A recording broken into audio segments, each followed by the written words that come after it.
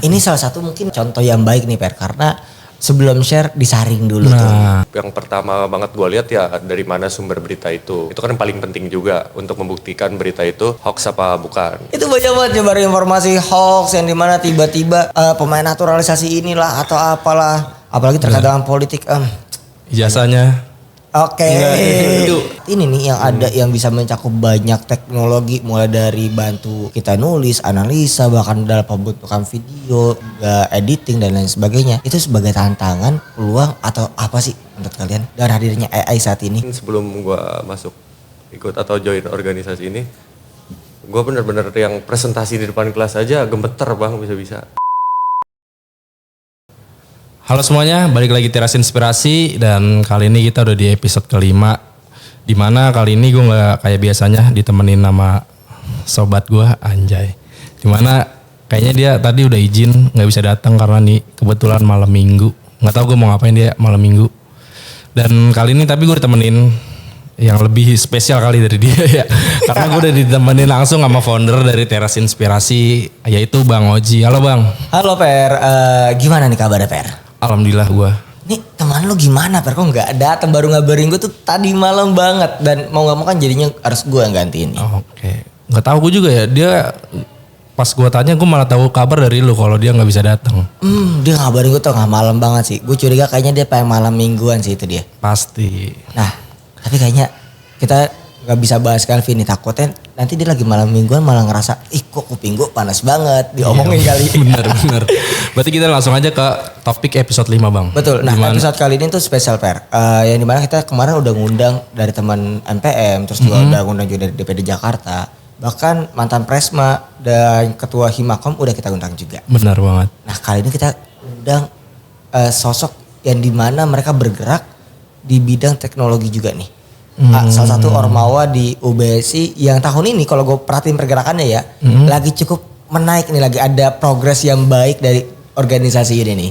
Oke, berarti gue juga cukup penasaran dengan tamu-tamu kita.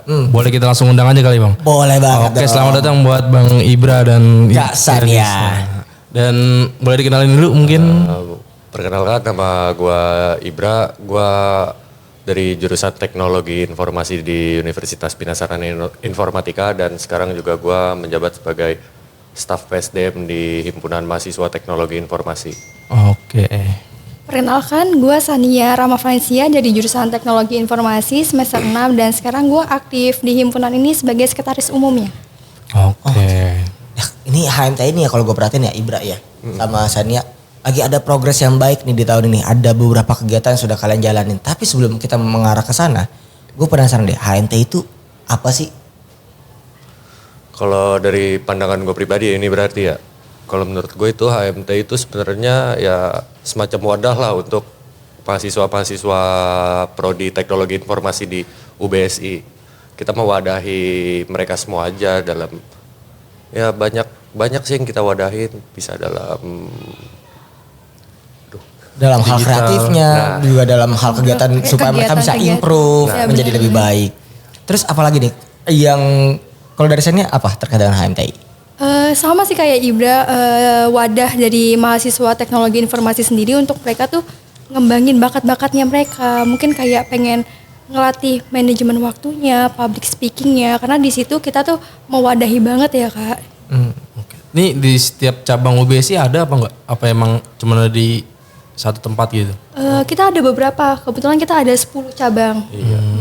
Jadi kita nambah 2 cabang dari tahun kemarin. Bentar lagi ngalahin Himama kayaknya nih Per. amin. Tapi Per, kan mereka dari HMT ini, teknologi informasi. Nah yang dimana di tahun ini bukan hanya HMT-nya doang nih yang bergerak progresifnya bagus. Tapi kalau kita perhatiin nih dunia digital pun juga saat ini teknologi lagi marak banget, lagi kencangnya banget nih adanya inovasi-inovasinya lain. Terutama yang gue perhatiin tuh ya salah satunya tuh di Cina. Wah pas gue lihat teknologi di Cina nih sangat luar biasa banget nih. Parah ya, di sana udah kayak 10. Kayaknya di Indonesia tuh 10 tahun, 20 tahun ke depan baru akan ada di Indonesia. Dan itu keren banget sih perkembangan teknologi saat ini. Nah gue pengen tahu nih POV ataupun pandangan dari teman-teman nih. Seberapa besar sih dampak teknologi di dalam kehidupan teman-teman, khususnya di dalam berorganisasi maupun sebagai mahasiswa? Kalau menurut gue itu sangat besar ya kayak aspeknya gitu karena hampir semua mahasiswa itu menggunakan digital. Kayak kita berkomunikasi di organisasi sendiri pun kita tuh melalui digital gitu. Kayak kita cari-cari referensi apapun itu kan juga di digital gitu. Oke. Kalau dari gue sendiri sih sama yang membantu kita dalam berkomunikasi juga. Kalau dalam berorganisasi kan komunikasi penting dan Betul banget. dengan adanya komunikasi yang dipermudah seperti ini kan memungkinkan kita juga untuk rapat antar cabang-cabang HMTI sendiri yang banyak lah di Jabodetabek gitu. Oke, nah tapi pernah gak sih Bang lu bangun tidur nih terus dapat berita, habis itu beritanya lu share ke orang-orang ternyata berita itu hoax gitu. Wah, kalau soal berita hoax sih mungkin ngelihatnya pernah, cuman kalau untuk guanya yang ikut nge-share pun kayaknya enggak deh. Nah ini salah satu mungkin yang contoh yang baik nih Per, karena sebelum share disaring dulu tuh.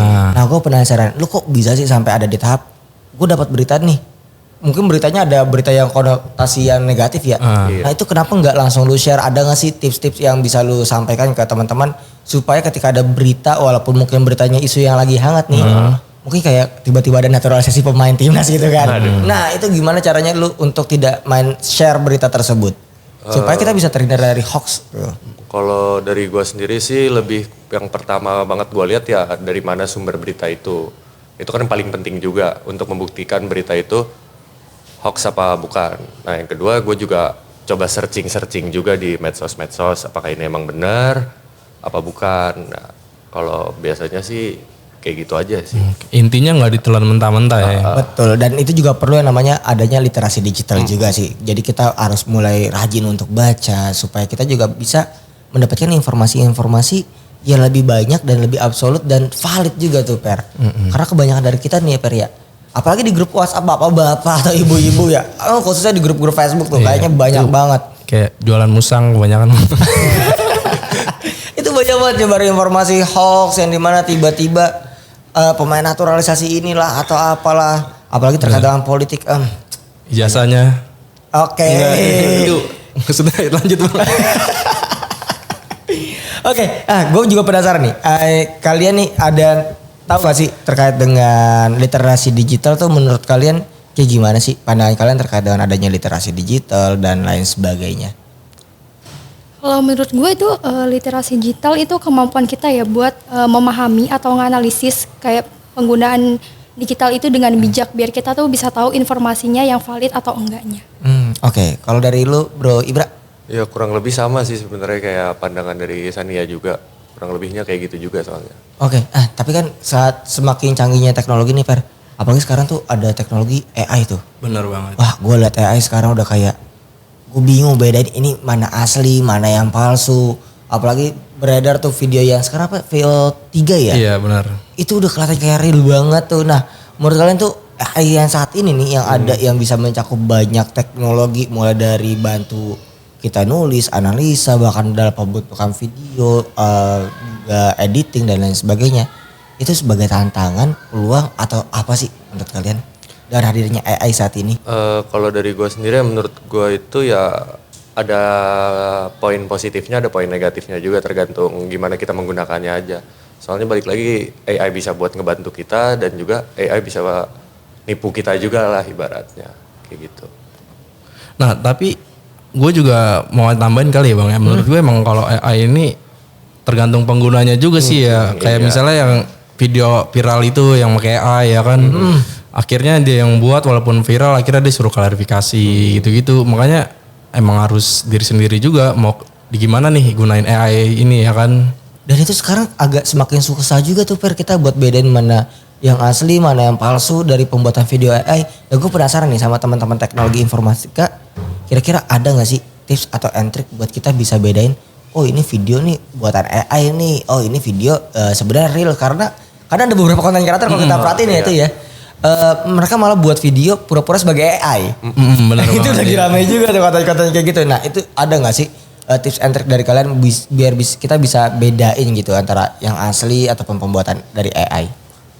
Mungkin kalau cara pembedaannya kan emang dilihat-lihat emang benar-benar mirip banget ya biasanya sama yang asli dari AI atau sama aslinya. Ya paling dengan cara kita ngelihat detailnya juga aja dari video itu karena walaupun mirip juga pasti ntar ada detail-detail yang berbeda. Biasanya sih gitu kalau dibuat dari AI. Oke. Nah, ini kan tadi kalian emang concern di digital ya Bang ya? Gue mau nanya sih, selain AI ini apa sih yang lagi rame di digital ini? Selain AI gitu, ada lagi gak sih? Apa cuma ya udah AI sekarang yang lagi naik AI doang gitu? Ya sih sekarang emang yang lagi ramenya kan juga persoalan tentang AI sih. Oke. Nah, AI sendiri kalian biasanya suka gunain gak sih? Mungkin buat individu kalian dalam ngerjain tugas-tugas kampus atau buat brainstorming organisasi kalian dan lain sebagainya. Itu gimana caranya kalian bisa memanfaatkan AI dengan bijak dan baik sebagai mahasiswa khususnya berkecimpung di himpunan mahasiswa teknologi informatika? Kalau dari gua sendiri ya pastilah pakai AI. Cuman misalnya contoh lah buat gua nugas atau buat gua cari referensi biasanya. Dan pun dari gua sendiri juga nggak yang makan mentah-mentah yang dikasih sama AI. Lebih ke gua ubah lagi. Soalnya kan kalau dari AI itu pun dosen juga tahu lah. Malah semakin canggihnya tuh katanya ada AI buat ngedetect itu tulisan dari AI juga ya? Oh iya benar ada. Itu makin canggih kok. Bisa kayaknya teknologi sekarang itu. Kalau lu Sen kayak gimana Sen?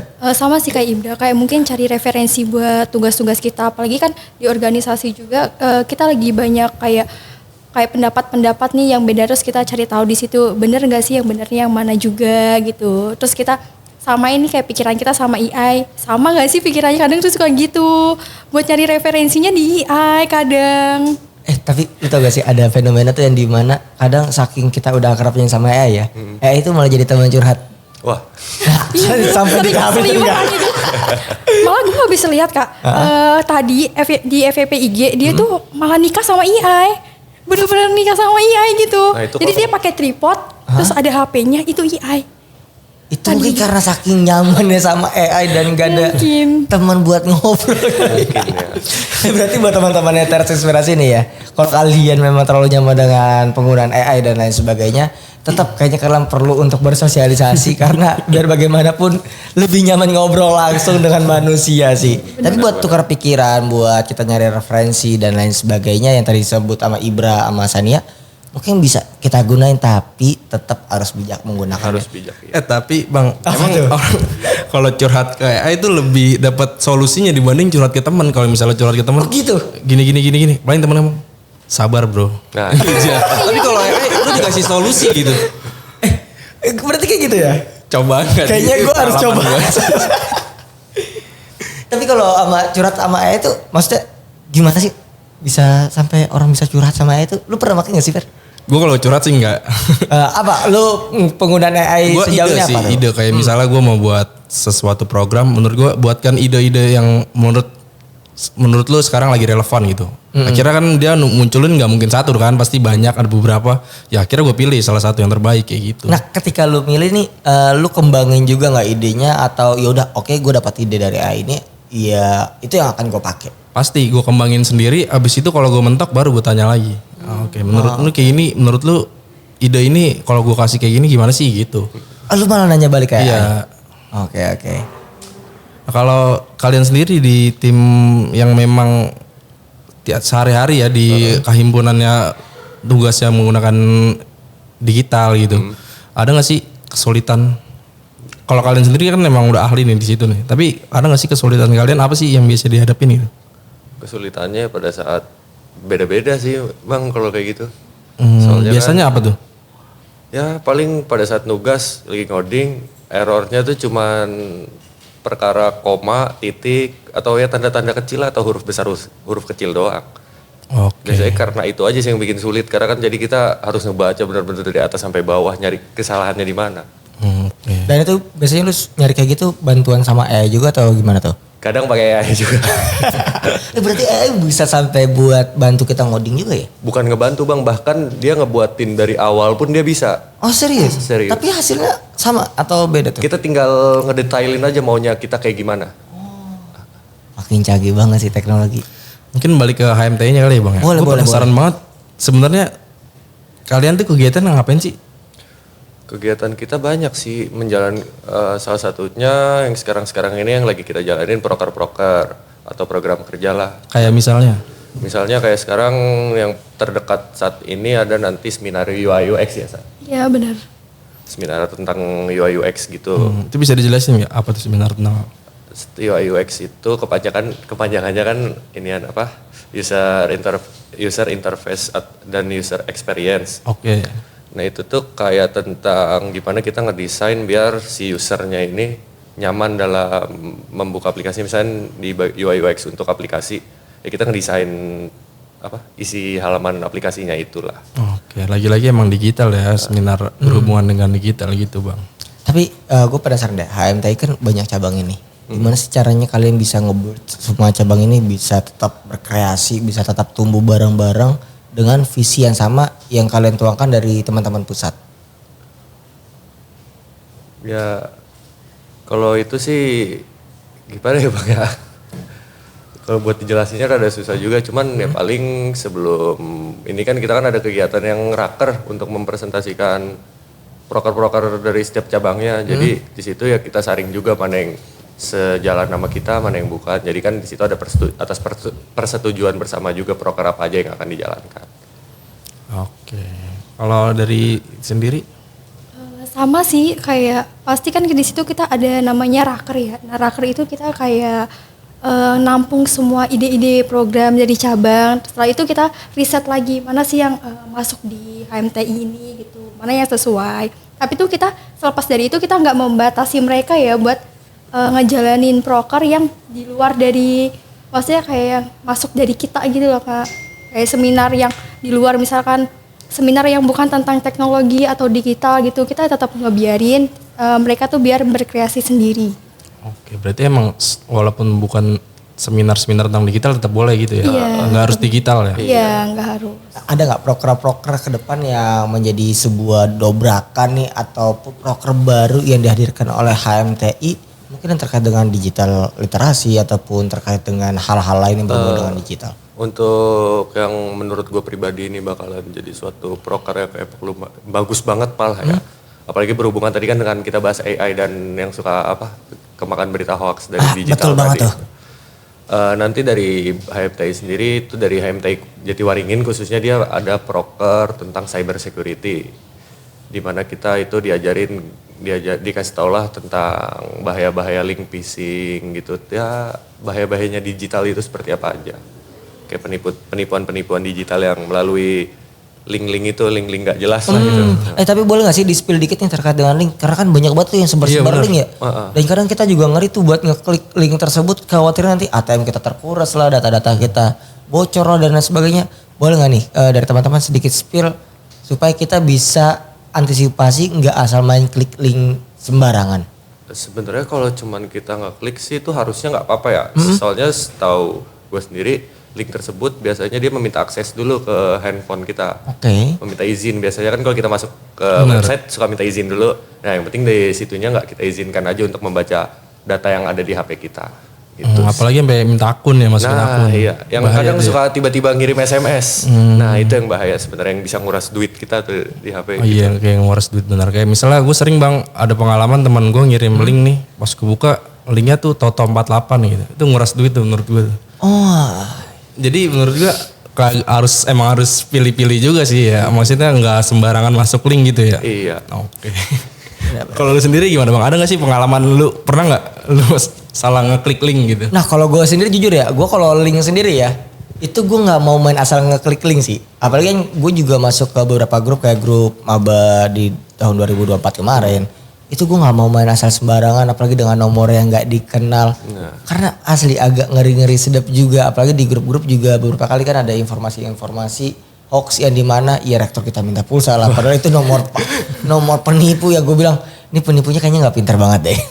Oke. Itu pokoknya intinya harus lihat-lihat dulu ya kalau Siapa tapi yang biasanya kayak gimana sih link-link kayak gimana yang link-link bahaya tuh? Biasanya sih ya kalau yang tadi benar nih yang ada suka di grup maba, kan gue juga masuk grup maba. Itu tuh biasa ada yang nge-share entah itu bagi-bagi bansos atau bagi-bagi dana atau apalah kayak gitu biasanya. Kan pasti dia nawarin benefit ke kita, nah kitanya yang kepancing. Biasanya sih nawarin benefitnya dalam bentuk uang. Ya kan ibaratnya kita dikasih uang gratis siapa yang nggak mau sih. Ya cuman kan kita juga harusnya berpikir nggak ada mungkin orang ngasih uang secara benar-benar cuma-cuma aja. Oke. ngomongin, nih aku pengen tanya terkait dengan ini deh. Karena kita juga bahas terkait dengan hoax, link dan lain sebagainya. Nah kalian ini gak sih, ada informasi gak sih yang bisa diberikan ke teman-teman Teras Inspirasi terkait tools apa sih yang bisa kalian pakai nih supaya kalian bisa memvalidasi berita ataupun informasi yang kalian dapatin? Apakah kalian hanya sekedar buat baca, cross check aja atau mungkin ada tools-tools tambahan yang kalian gunain? Kalau tools nggak ada, mungkin kalau website sih ada ya, atau sosmed lah paling. Kalau untuk website biasanya nyari di Kompas TV lah, itu kan berita-berita valid, udah pasti valid. Berarti nyari di web-web yang lebih kredibel, yang lebih terpercaya. Tempo gitu ya. Tempo bagus banget itu. Gitu sih Bang. Kalau misalnya ada orang yang masih gampang percaya hoax gitu. Misalkan tadi kan kita ngomongin hoax ya kan. Kalau ada orang masih percaya hoax tanpa dicari dulu kebenarannya, lu mau ngomong apa sih ke orang-orang gitu? Duh, bingung juga sih Bang, ngasih tau gimana kalau karena memang dia mungkin kurang informasi ya. kurang edukasi juga. Udah dia salah info, dia ngotot gitu ngomongnya. Merasa paling beneran. Gimana tuh Bang? aduh kalau kayak gitu gimana ya? Mungkin kitanya lagi lebih mengedukasi dia agar tidak asal terima berita mentah aja sih. Oke. Kitanya yang harus edukasi ya. Mungkin dia kita aja sebagai, mungkin bisa jadi teman kita, kan kita sebagai teman nggak mau ngeliat ada teman kita kena hoax atau semacamnya lah. Kalau dari Senia sendiri gimana Sen? Iya sama kayak kita tuh harus, mungkin itu kalau misalkan dari teman kita ya, dia tuh harus kayak dari kitanya harus mengedukasi dia gitu biar nggak terlalu gampang percaya sama infonya. Kalau nggak dicari itu dia tuh valid atau enggaknya gitu. Sebenarnya ada Kak tools, dia itu namanya turnbackhoax.id. Dia tuh bisa nyari informasi mana yang valid dan enggak. Apa tadi? Turnbackhoax.id. Oh, itu berarti segala berita yang ada bisa kita cek tuh, Iya, valid atau enggaknya. iya, dari Litbang kita tuh pakai itu Kak toolsnya. Jadi buat ngecek informasi itu tuh valid atau enggak gitu. Itu berguna banget tuh buat teman-teman di organisasi ataupun yang biasa buat share-share informasi, berita dan lain sebagainya. Mungkin bisa juga pakai tools yang dilakuin oleh tim Litbang dari HMTI tadi.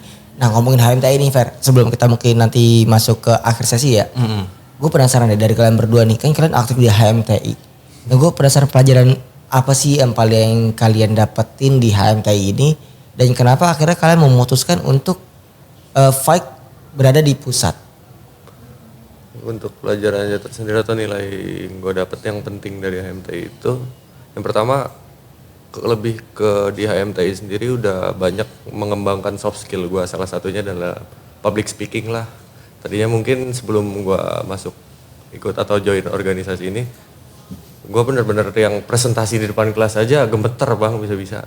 Cuman ya alhamdulillah waktu udah masuk HMTI belajarlah sedikit-sedikit soal public speaking. Kalau untuk digitalnya ya mungkin kita biasanya sharing-sharing tentang tugas aja sih gitu. Kalau dari lu Sen?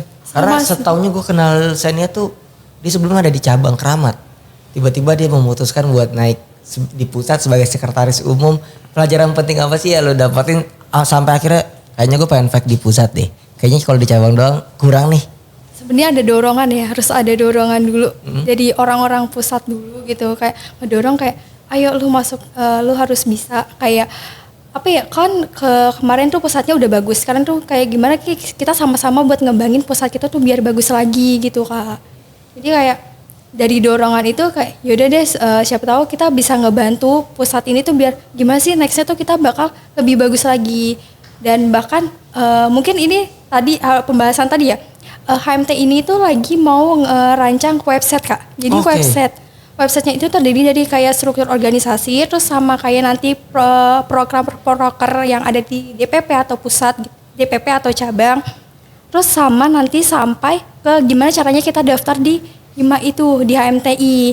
Terus setelah mungkin itu udah jadi, udah kerancang, nanti kita bakal bangun lagi untuk tentang apa ya, pembelajaran kita tentang edukasi ini Kak. Oh berarti edukasinya dimasukin ke websitenya HMTI? Iya, jadi biar kayak gak cuma HMTI doang yang tahu, jadi luar HMTI itu juga bisa tahu gitu. Menarik banget, jadi banyak banget sebenarnya hal-hal yang bisa dieksplor sama teman-teman mahasiswa di dalam organisasi HMTI ini. Nah ngomongin terkait hal ini nih, ada gak sih harapan dari kalian berdua nih terkait buat HMTI ataupun terkait dengan mahasiswa dari teknologi informatika barangkali bisa join ke HMTI. Ada nggak sih harapan kalian? Kalau untuk harapan tersendiri ya untuk mahasiswa TI di dalam UPSI nih berarti ya. Ya mungkin cepet-cepet lah ikut HMTI biar ngerasain gimana kita nge-explore bareng-bareng, nge-explore hal baru bareng-bareng tuh gimana. Nah tapi buat masuk nih, ada benefit apa sih yang bisa didapatin sama teman-teman mahasiswa? Karena kan seperti episode pertama yang pernah kita bahas juga tuh Per. Banyak teman-teman mahasiswa tuh gak mau ikut organisasi karena ngerasa ya organisasi udah gak relevan. Organisasi ya udah gak sebanding dengan adanya MBKM saat itu kan. Nah kalau dari lu apa sih benefit yang bisa didapetin atau yang lu rasain sendiri di HMTI? Kalau yang gue rasain sih yang benar-benar gue rasain ya itu di bidang akademik Bang. Karena di bidang akademik sendiri apalagi soal tugas di situ gue bisa sharing-sharing lah sama teman-teman HMTI yang lain. Jadinya ya saling ngebantu aja kita dalam belajar bareng lah gitu.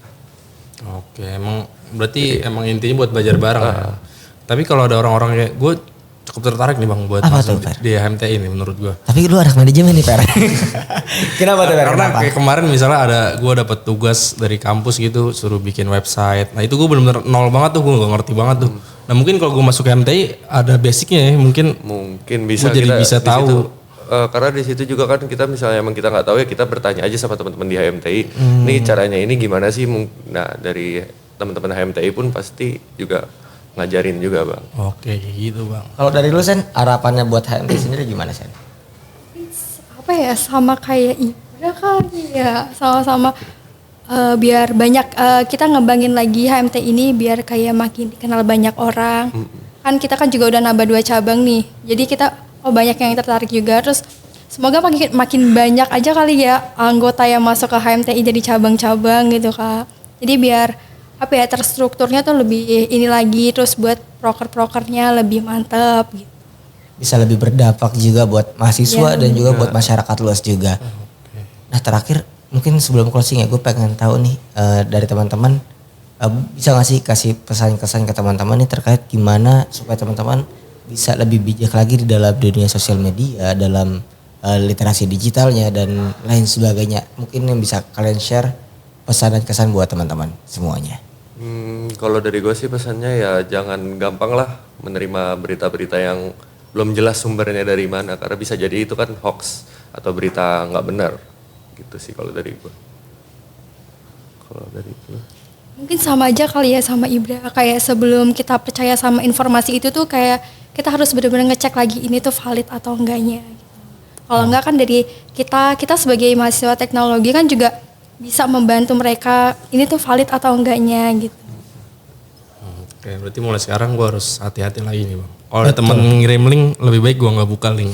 Apalagi kalau teman yang udah lama ngilang tiba-tiba muncul lagi tuh Per.